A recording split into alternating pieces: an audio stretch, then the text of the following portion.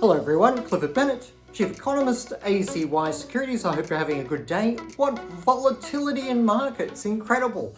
US stock market was crashing after that fourth quarter GDP data yesterday, but then after the market rallied miraculously in the last hour or two, all of the financial media headlines talking about, oh, the market rallied because that data was strong. Well, it's fourth quarter data and it was actually weaker than it was revised lower. Growth was revised lower.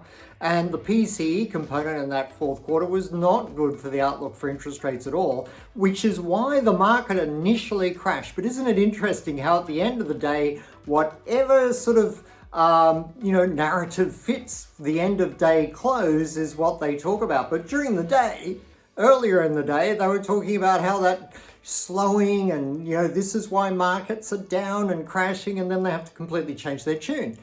I'm saying this because you have to understand that virtually all of financial media, all they do is after the event very quickly say why the event happened, pulling out one set of drawers that says, oh, it's because of economic strength, or the other set of drawers, oh, because the Fed will be hiking rates. So they use whichever suits after the fact. So do not rely on them to tell you what's going to happen in the future. So here's what I think. I think inflation, I always said it wasn't transitory and that there would be a problem and central banks would be chasing inflation too aggressively too late, which is exactly what's happened. What I do think is transitory is any blips of positive economic data for the US. In the economic data yesterday, the Chicago index looked slightly better, but then the Kansas Fed looked much worse. So very mixed bag. We've seen the important services sector PMI for the United States just edge back into positive a couple of days ago to 50.1.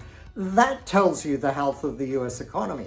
We're going to have some PCE data out in the US later today, and that's likely to confirm and further encourage my view that in fact in the United States, even after all these rate hikes, inflation is accelerating.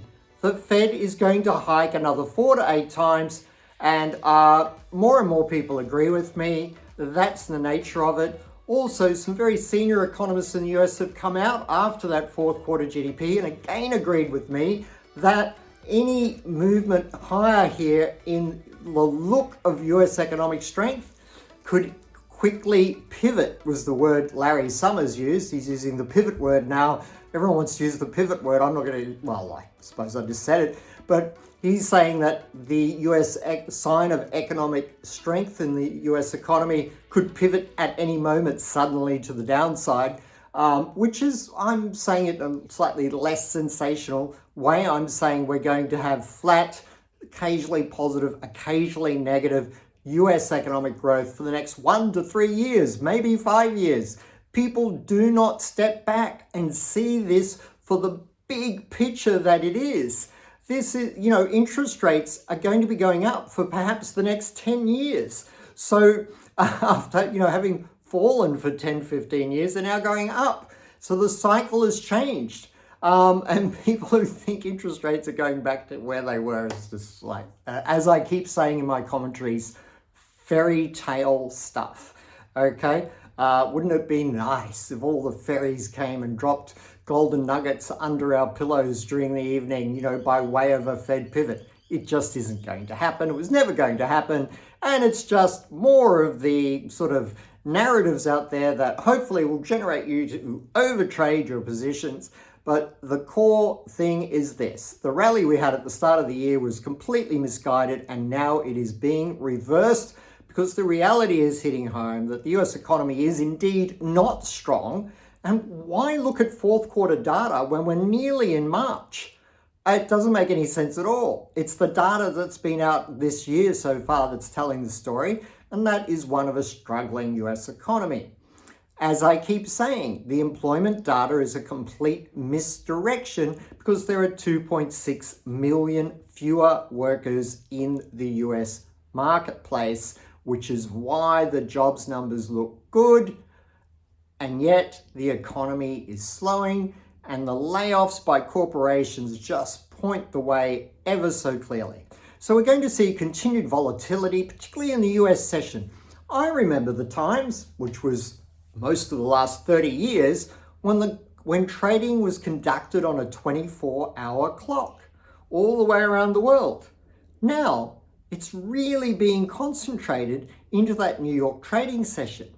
And I do think that there are some algorithms running amok, and I do think there is market manipulation that absolutely no one wants to investigate, because it's by the biggest names on Wall Street, to get traders over trading, big swings up and down every day.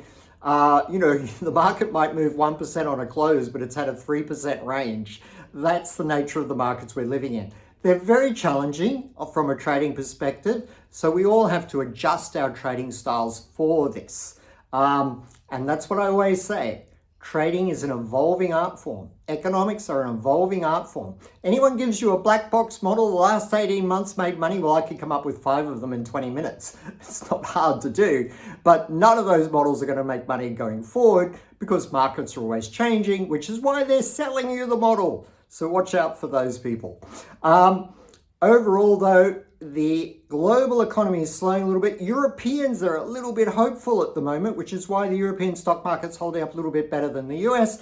Australians are just always euphorically overly optimistic. So we could see some buying in the Australian session today, but overall the Australian market has been falling badly, despite all that positive sentiment out there, because people are realizing that the forecast I made a year ago that the Australian economy would go into a recession and have an economic desert here after the overstimulation during the COVID period is exactly playing out, as is my forecast that the RBA was missing the boat in real time.